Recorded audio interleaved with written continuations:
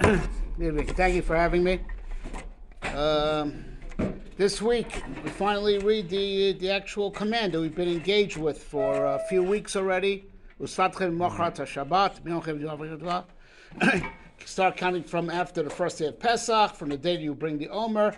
Sheva Shabbatot Tzmimot Tiena, Imachad Shabbat Shvit Tispru Chamishim Yom, 7 whole weeks. Right? There should be, and until the end, the day after the 7th Shabbat, right, the 7th week, count 50 days. A few questions here. Right? We don't count the 50th day. So Tispru Chamishim Yom. How many days do we actually count? 49. So what does it mean? Count 50. Why don't we count the 50th? Right? Another question. What's with the counting? This is the hachana for Matan Torah, right? Where you count. What's counting?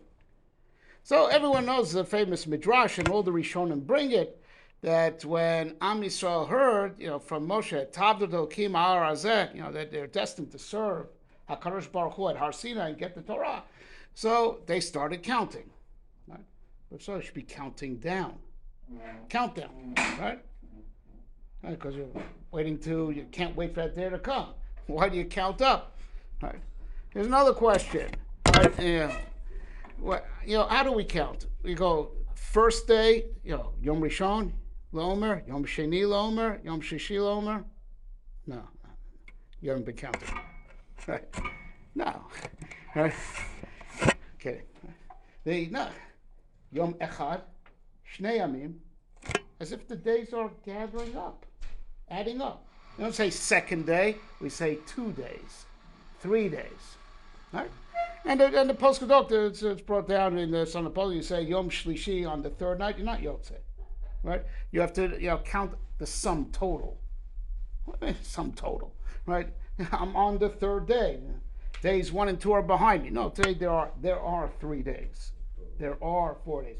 We're counting totals, right? And further, to reinforce that, right? In this week's parasha, right? So it says, count 50 days. It's count 7 weeks, and that's the halacha of mitzvah lemimnei yomei, mitzvah lemimnei shvuei. We have to count both the days and weeks. We have to ask. So we're adding up the days together. We also have to say how they add up to weeks. So what's with all that? But there's something interesting that from this parasha onwards, numbers are going to come back over and over again. So this week we have the mitzvah of Sfirat Omer, which is indicative that we're reaching a point in the Omer, Sfirat Hod, where we could actually start feeling what Omer is all about. Right? And then next week's parasha, the following, Parashat Bahar. Sefatach Sheva Shabsotanim, Sheva Shanim, Sheva Pamim, the mitzvah of counting Shemitah and Yovel. And it's a very similar pattern. 7 years, every 7 years Shemitah, 7 Shmitot, the 50th year, 50th, is the Yovel. It's interesting, right? Same pattern, right? And then Parashat Bamidbar, that we read right before Shavuot, it's counting Bnei Israel. We have numbers. And like Rashi over there brings, it's Rashi in a few places in Chumash, because God loves us, he counts us. Right?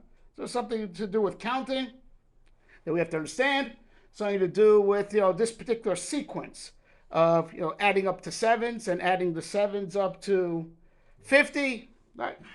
Hello, Davaru. It's something that we have to think about. Okay, so now we start counting from the day of the Korbana Omer. So the Gemara in Megillah says that when Haman was commanded to give Mordechai the ride, pick him up for the ride. What day was that? That was the first day of the day after first day Chol Hamoed Pesach, right? First day of Chol Hamoed Pesach, the anniversary of the day that they brought the Omer, right? And Mordechai was sitting with his students, learning the laws of the Omer. Right? Because at least if we can't bring the Korban Omer, at least we'll learn the laws. Right? And then he sees Haman coming, and he tells the Talmidim, run. Let it just be between me and him. You guys shouldn't get caught in the crossfire. Right? And Haman comes and says, okay, what were you guys talking about?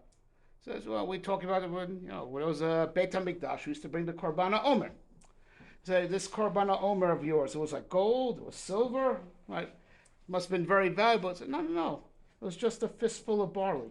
Right? The Kmitzat Omer is what went on the Mizbeach. That's it, just a fistful of barley. So they said, get up. Your fistful of barley outweighed my aseret alafim kikar kesef, right? Your fistful of barley outweighed all this, money that I paid to buy your extermination, right? Haman figured out that the Omer, right? The Omer is what overturned the power of what we thought he had sealed the deal with all the money that he has, right? So the idea is like this, counting. What's counting about, right? The idea of mispar, the safarta, right? And it it has a common root, lispor, right? The word lispor closely lisaper, to tell, or sefer, a book.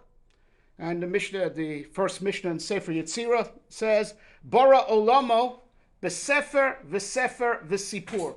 HaKadosh created his world with a book and a story. You know what's that mean? And it was the common root. Sefer, Sipur, Mispar, Lispor. It's all connected. There's a very interesting halacha, right? Davar shebeminyan eno batel, right? We've heard, everyone's heard, the concept of batel barov, a little bit of milk falls into your, chicken soup, if it's less than 1/60th, it's batel. Right? It's a note. It's not important, right? As no chashivut, no importance. And chashivut shares a root with the word cheshbon, math, right? Right. So this idea that 60, there's no tom, there's no taste, it's a note, right? So the halacha is that's when that whatever got mixed in doesn't have its own number. Something sold by number, like a dozen eggs, right? Sold by number. It's a darshabin. I feel be'elef eno batel. Even 1,000, it's not a note. It's got a number. That means it has a mispar. That means it's part of a cheshbon. It's chashuv. It's important. If it's important, it's not a note. Right? Well, to count is an act of the mind. To put your mind on it. Give it a number. It means you're thinking about it. You're choshev. And that's why it's chashuv. That's why it's important. It takes up your attention. It has your mind on it. So now jumping ahead to Parshat Bamidbar, what Rashi says over there. HaKadosh loves us, so he's counting us. That means that his mind, the Rebbe runs a universe, right? And you guys know from science fiction, there's a multiverse. It's like, it's not just one universe, like many, many, many, right? But still, as opposed to the niflo secha umachshevotecha eleinu, his whole mind is on us. That's all he cares about. So it means he counts Am Yisrael. His machshavas, his choshev, since that's what b'cheshbon. He's counting us. It shows he's focused on Am Yisrael, and that's what makes Am Yisrael the eternal nation. Right, davar chashuv. That's not batel. Can never be a note. Right, but so the idea of number, right, is you put your mind on it, you make it important. Right, but there's another function of numbers. Right, to add things together. Right, now Amalek, who we beat. His beginning of his downfall started with the Omer. Then it finished. 12 months later. Right. Ken Yov do Avech Hashem. We should do it to all the leftists. B'mehera b'yameinu, right? Amen. Right. No. Yeah. But it starts with the Omer, right? It starts because Amalek says nothing's important. On earth everything's mundane, right? And if an event happens, it's mikre, it's just coincidence. What's a coincidence? That led into that. There's no meaning there. There's no meaning. Nothing's meaning. There's no meaning on earth. You might as well live life the way you want. You be this gender today, that gender tomorrow. Nothing means anything, right? Nothing's chashuv, really. It's all mikre, which means even events. Any two things that they just coincided. Coincidence, right? as opposed to the idea of if you live in a world of cheshbon, that you live life thinking about things. What's my purpose? What's the purpose in this? So two things. The thing itself is important, right? There's meaning in every prat, in every detail. That's a sort of mitzvah l'mimne yome, every day. Every day is important. But there's another thing. It's adding up to a big divine plan. There's hashgacha, there's destiny. And that's what Mispar has to do with Sipur and Sefer, right? There's a story. A story means that there's a beginning, there's a middle, there's an end, there's a plot, there's a purpose. We're going somewhere. That's the Sipur. When the Sipur, has happened, it becomes a Sefer, right? Bara olamo, b'sefer v'sipur, what the Sefer Yitzir is saying, this world is a story. There's a destiny. There's a plan. There's a beginning, there's a middle, there's a plot. We're going somewhere, right? Right, and that's what the things are adding up, right? Today is adding up to yesterday, and tomorrow will add up today to build something, to build a better world, to build a bright destiny. That destiny is not just after time passes, but all of time is adding up to build that great world of tomorrow. Olam haba is built out of all the time that ever passed before it. So it's not Olam haba, it's like the party goes on, and whatever, you ran out of food, you go to 7-Eleven, bring some crackers and keep it going. No. Olam haba is not just, sign up. Olam haba is all time at once. All time adds up. Like Ramchal writes that in his book, Adir B'Morim. Netzach is when all Zman shines at once. Whereas, before we reach Nitzchias, before we reach eternality, time shines one day at a time, but they're really adding up and building up the world of tomorrow. So it comes out, the idea of 7, right, is that, we want 7 days to become weeks, and then 7 weeks to become ultimately 50. But the 50th we don't count, because the 50th is not just one more.